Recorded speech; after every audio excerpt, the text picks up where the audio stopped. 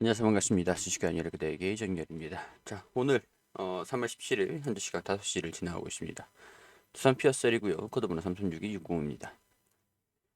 자, 좀 긍정적인 소식이 아닌가 싶습니다. 일단 두산 피어셀이 주가가 하락하지도 상승하지도 않고 계속 시장의 눈치를 보고 있는 눈치 보기 장세들을 흐름들을 이어가고 있는 상황들인데, 일단 뭐 주가가 하락하지 않고 있다라는 것들만 하더라도 최근에 좀 어려운 장세가 지속이 되고 있었기 때문에 일단은 뭐 견고한 모습들 보여주고 있다라고 설명을 할 수 있을 것 같습니다.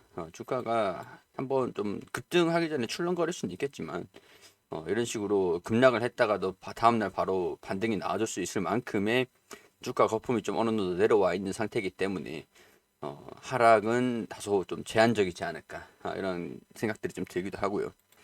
그동안 이제 문제가 됐던 게 수소법이 통과가 계속 지연이 되고 있다라는 거. 그리고 이제 상당 부분에서 조정을 받은 다음에 반등이 나올 때 이 차익 실현 매물들을 어떻게 소화하는가, 그런 것들이 기술적인 부분들로 중요하다라고 설명을 드리긴 했었는데, 일단은 저는 이제 대선이 이제 끝났고 윤석열 당선인이 당선이 됐잖아요. 그렇기 때문에 이제 이번 정부에서 수서법을 더 미루기도 그렇고 어, 급무살을 타지 않을까, 그렇게 좀 보고 있는 상태이기도 했었고, 당초에 문제가 여야가 수소 뭐 도생 수소, 그린 수소, 핑크 수소 뭐 그런 것들을 뭐 친환경 수소로 인정을 해야 되느냐, 이런 어떤 수소까지를 친환경 수소로 분류를 해야 되느냐, 어, 인프라를 키워야 되는 것들을 고려를 하면 탄소 배출이 탄소 배출이 나오는 그런 전력원으로 생산하는 수소도 인정을 해줘야 된다. 그러니까 뭐 부생 수소죠. 원유를 정제를 하고 화학 제품을 만드는 과정 중에 나오는 수소들. 그런 것도 친환경 수소로 인정을 해야 되느냐.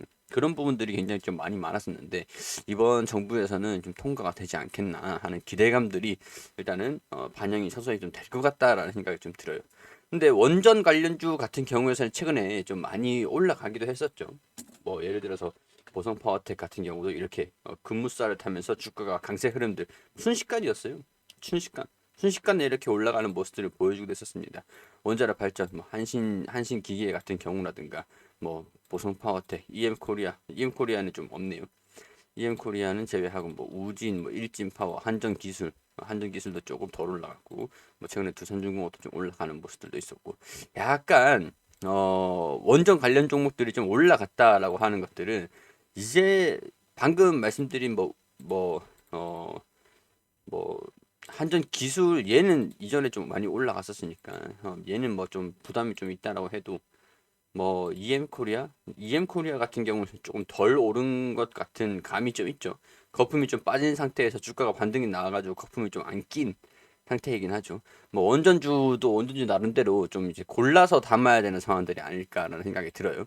일단 수소 같은 경우에서는 원전이랑 밀접한 관련이 좀 있음에도 불구하고 주가 상승 흐름들을 좀 보여주지 않았는데, 수소도 원전 다음으로 에너지 그런 섹터들의 부각을 좀 받을 수 있는 상황들도 기다려보면 되지 않겠는가, 그런 생각들이 좀 들어요.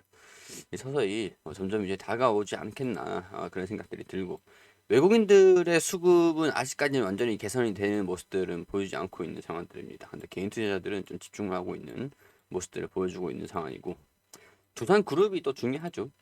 그룹의 미래를 보자면 두산이냐 두산 프로세스냐. 근데 뭐 저는 두산 중공업이 장기적인 부분에서는 두산 피어스에 못지않게 둘 다 이제 모멘텀은 다르기 때문에 둘 중에 하나를 고른다 그러면 못 고르기가 좀 힘들 것 같아요.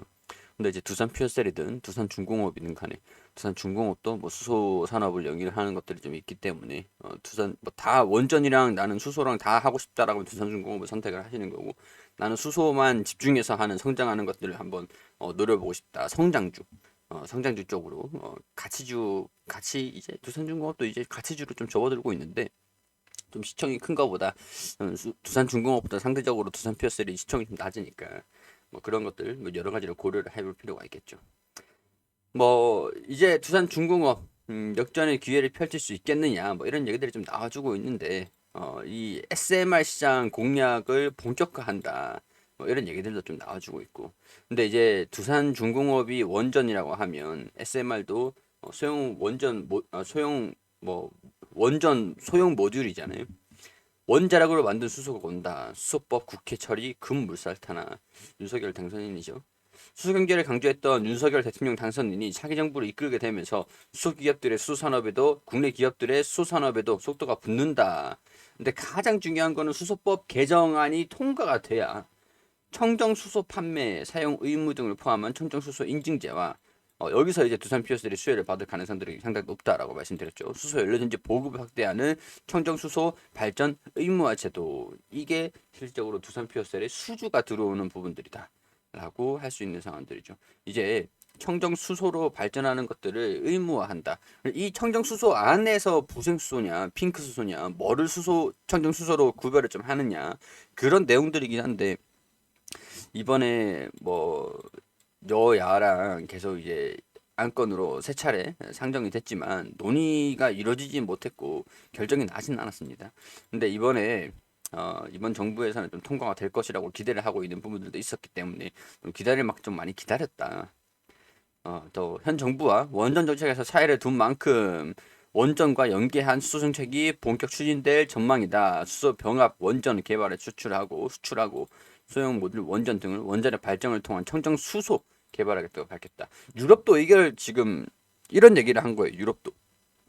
유럽 같은 경우에서도 탄소 중립을 달성하기 위한 최고의 무기가 수소 원전이다. 수소를 생산하는 것들인데 수소를 저렴하게 탄소 배출이 안 되게 생산을 하기 위해서는 원전이 필수다. 뭐 이렇게 얘기를 하는 것들이니까 거기다가 이제 맥락도 똑같이 가고 있는 그런 상황들인 것 같습니다. 그러니까 그만큼 또 기대감들이 반영이 될 수가 있는 상황들이다라고 설명을 드릴 수가 있겠죠. 자, 수소법 통과 가능성. 이번 정부에서는 통과되지 않겠나. 수법이 통과가 되고 청정수소 발전 의무화 제도가 통과된다라고 한다면 두산 피어셀이 수주가 더 많이 들어온다라고 이렇게 볼 수가 있는 상황들인 것 같거든요. 제가 말씀드리는 것들은 시간이 좀 오래 걸렸어요. 예상보다 수소 개정법이 통과가 지연이 되면서 좀 많이 그랬는데 지금 올해 매출액은 7천억 정도로 보고 있죠. 올해 매출액은 7천억 가량으로 보고 있고 목표 매출액입니다.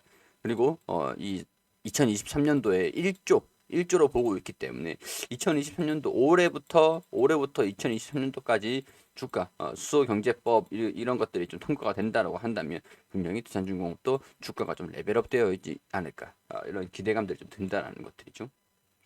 두산피어셀은 수소연료전지 사업자인데 SOFC라든가 트라이젠은 수소열전기 이렇게 SK에너지랑 같이 연료전지를 공급을 하고 하는 쪽인데, SK에너지 같은 경우에는 블룸 SK에너지를 같이 좀 자회사를 좀 두고 있는 합자회사를 좀 두고 있는 그런 상황들이에요. 이게 그래요. 일단 좀 지켜봐야 되는 것들이긴 할 것 같은데, 뭐 그래도 국산화가 되어 있는 기업이 두산피어셀이기 때문에 국내 정부에서도 국산화 기업들을 좀 기본적으로 밀어줘야 된다라고 보고 있고, 국내 기업들 같은 경우에서도 외자의 기술을 수입을 하고 사용을 하고 외자가 유출되는 것보다 어, 뭐랄까 국내 기업을 사용을 해가지고 좀 하는 것들, 물론 기술적인 부분들이 중요하긴 할 것 같은데 뭐 전통적인 거는 두산 피어셀이기 때문에 수혜를 좀만 더 받을 수 있지 않을까, 그런 생각들이 들어요. 60일선은 돌파되면 본격적으로 시작을 할 수 있을 가능성들이 좀 있을 것 같은데 지금 같은 경우에는 21선이나 60일선이랑 겹치고 있는 부분들이 좀 다소 있다 보니까 돌파를 하는지 21선이 60일선을 뚫어주는지 그런 부분도 같이 주시하면서 지켜보시면 좋을 것 같다라는 그런 말씀들 드릴 수 있을 것 같습니다. 자, 이런 부분들은 개인적인 생각들을 말씀을 드리는 것들이니까 투자 판단은 여러분들이 해주시기를 당부드리고요. 도움됐다면 구독과 좋아요 부탁드릴 수 있도록 하겠습니다.